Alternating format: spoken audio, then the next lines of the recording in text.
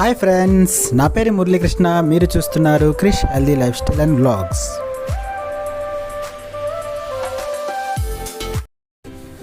13th day నా diet ప్లాన్లో fish fry చేద్దాం అనుకుంటున్నానండి. సో దానికోసం మార్కెట్కి వెళ్ళాను. 1.5 కిలో చేప తీసుకున్నాను. సో 1.5 కిలో ఎందుకు అనుకుంటే ఇంట్లో ఫ్యామిలీ కూడా ఉంటారు కదా, వాళ్ళు తింటారు కాబట్టి. సో నా మట్టుగా అయితే కేవలం 1 పావు కేజీ సరిపోతుంది అనమాట. నేను ఎప్పుడు చేపల కూర ఇంటికి పట్టుకెళ్ళినా మా ఆవిడకి నాకు గొడవ వస్తుందండి. సన్నగా కట్ చేసి తీసుకెళ్తే ఇంత సన్నగా ఎందుకు కట్ చేయించావు, మొక్క విరిగిపోతుంది కదా ఉడికినప్పుడు అంటది. సరే లావుగా తీసుకెళ్తే ఇంత లావుగా తీసుకొచ్చావు, మొక్క మసాలా ఏమో మొక్కకు పట్టదు కదా అంటది. సో ఇదనమాట మధ్య గొడవ. మీరు ఎప్పుడైనా ఫేస్ చేస్తారా ఇట్లా ఇంట్లో? ఇప్పుడు తీసుకెళ్తున్నాను కదా, మళ్ళీ ఏముంటుందో చూడాలి.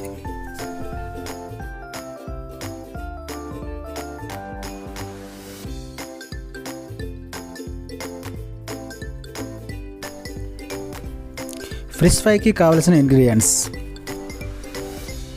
కొత్తిమీర, పుదీనా ఆకులు, అవిస మరియు తెల్ల నువ్వుల పొడి,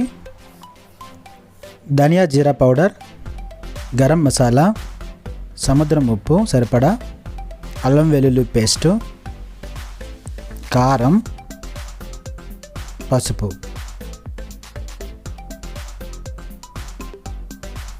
ఓకేనా, ఇప్పుడు తయారీ విధానం చూద్దాము.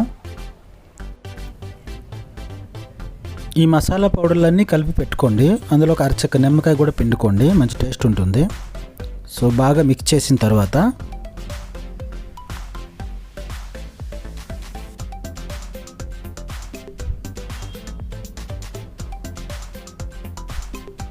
కొద్దిగా వాటర్ కూడా యాడ్ చేయండి. మళ్ళీ బాగా కలపండి.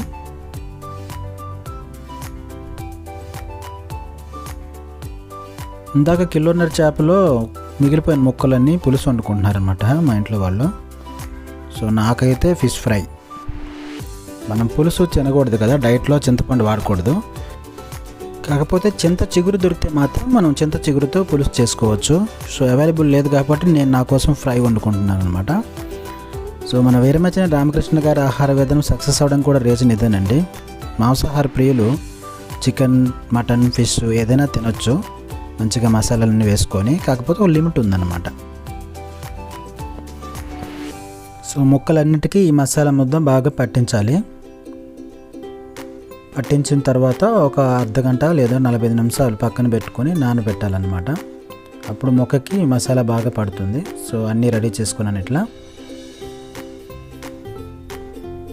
ఒక 45 మినిట్స్ నానబెట్టిన తర్వాత నచ్చిన ఫ్యాట్ వేసుకొని అటు ఇటుగా తిప్పేస్తే ఇలా ఫ్రై అయిపోతుంది అనమాట.